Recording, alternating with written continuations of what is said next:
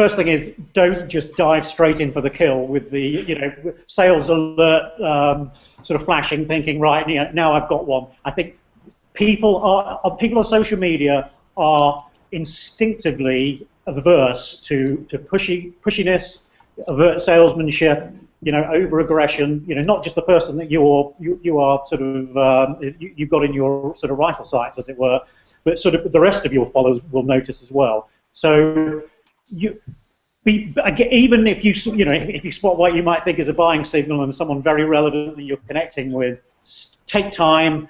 Make sure that you build the relationship. Take time to comment on on relevant for example on Twitter, on relevant posts that they're making. Maybe drop them their Twitter handle into relevant posts that you're posting, so that you're thinking of them in a particular context. And only when you're absolutely sure that they know who you are and that there is some form of a bond, just the same way that you wouldn't. You'd build up a bond with somebody face to face rather than leaping straight in. Only at that point should you think about potentially taking the conversation offline and arranging to have an email or a phone interaction. But be patient, because I know from experience, Twitter lists is a wonderful way of monitoring. But particularly for example, on a private list, monitoring target prospects. So I use it a lot to basically be monitoring sort of people who I've got in my sort of sites as potential clients, and I'll be listening into what they're talking about, their interests. Sometimes over the course of months or even years, waiting for the right opportunity to come along. And I promise you, it will come along. But the last thing you want to do is blow it too early and go in all guns blazing. And once you've done that, then your chance is almost certainly gone.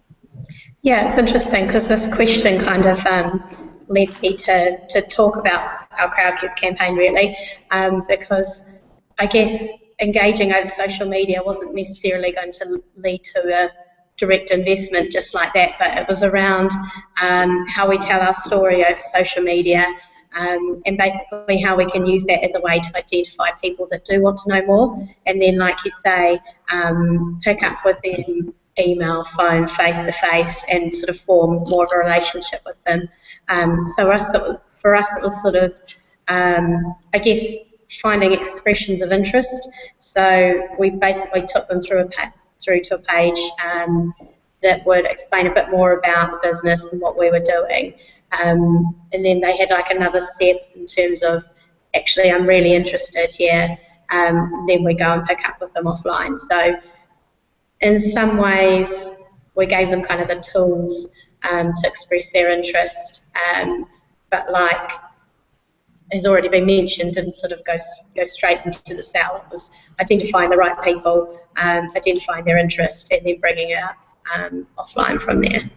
Yeah, I think if you remember why people are using social media and that they're there to kind of to consume content or to kind of to engage with people and they're having conversations, then you're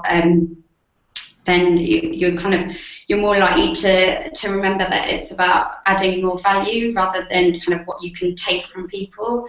And when it comes to kind of building relationships and maintaining them, it's like keep that conversation going and do that by adding more content and more value to them. So like Tony was saying, if you find more content that they find interesting and offer them another reason to kind of keep engaging with you, which isn't just because I'm trying to sell to you. And that would be my advice. Yeah, I think that so you could follow your competitors. So anybody that's talking about another business in your category or in your industry, maybe you're a new entrant and nobody's heard of you, and perhaps there's a conversation happening in somebody else's stream that is relevant to your product, and that's either competitors or other people around you. I guess you have to be careful about if somebody's talking about a feature or a requirement that your product might satisfy, You don't just want to muscle in there and say, oh, we do this and it's great and it's amazing, and you shouldn't be too pushy or shill. But there are definitely appropriate ways. If somebody's saying, I'm looking for a product that does this, I can't find one, or has anybody used this product before, and they're talking about your product and they perhaps don't know that you're on Twitter or on that channel, then it's perfectly okay for you to politely come in and say, actually, here's the answer, here's the section of our website, this is the price, and just do a bit of a customer service job. And that, although that's not overtly selling, that actually just kind of being a bit of a concierge and helping people along that way of discovery can be a very effective way of building your brand. It enables you to talk about, well, what your values are. You're a pretty cool company, you're approachable, you're attentive, you're there. And if you do a good job of that, then you might then convince the customer to come to your website and engage and buy your product. And so I think just being smart about where you're going fishing, just because you don't have many followers doesn't mean that the conversation isn't happening somewhere else. So make sure you tune into where the conversations are happening.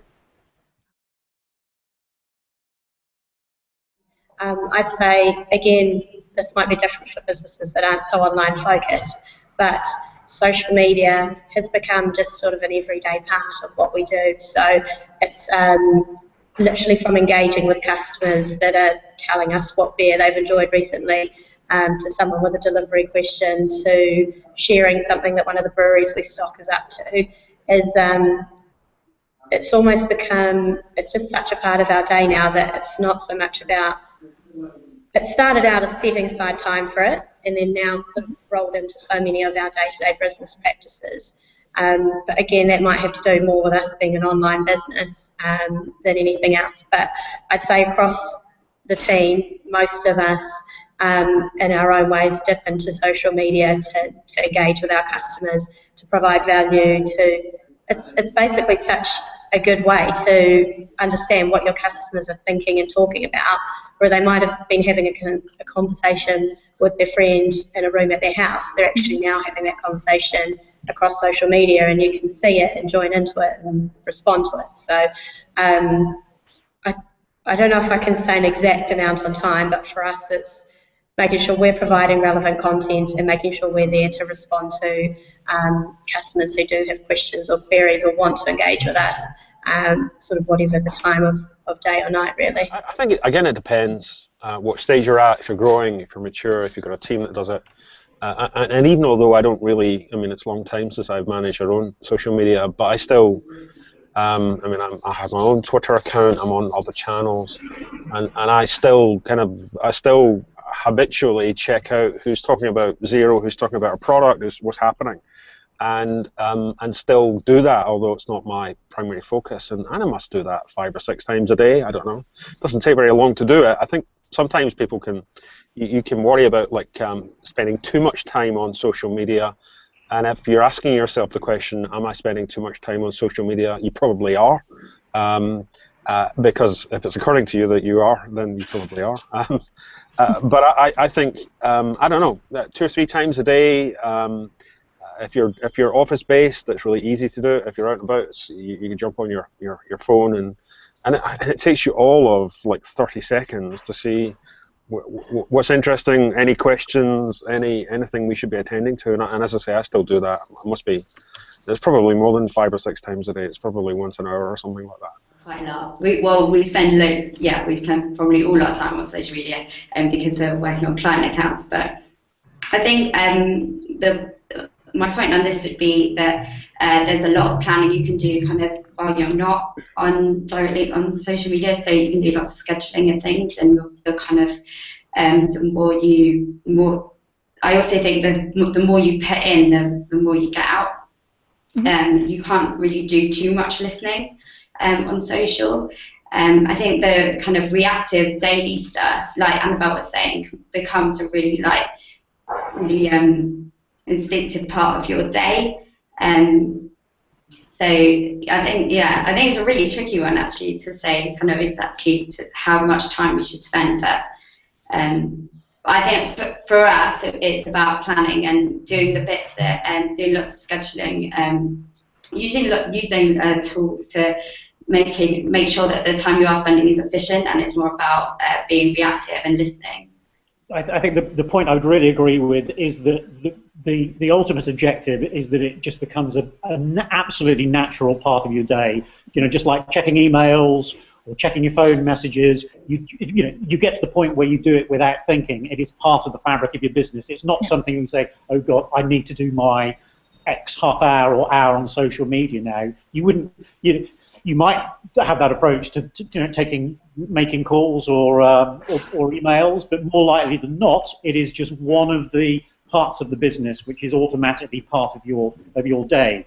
If I had to sort of distill it down and say, well, so you're a smallish business starting out on social media, what's too much, what's too little, what's like the average likely to be, I reckon if it amounted over the course of a working day to half an hour a day, I think that would be absolutely, fine. 2.5 hours a week, 10 hours a month. That's not a huge time commitment, but the value you'll get out of that in the long term will be worth its weight in gold. Because the great thing about social media is that if answering an email or taking a phone call, that's a one-off thing. It's a job done. Thanks very much. Move on to the next thing. It's not really an investment, whereas everything you do on social media, every tweet, every LinkedIn post, every new connection you make, that is building up an ongoing, growing asset for the future.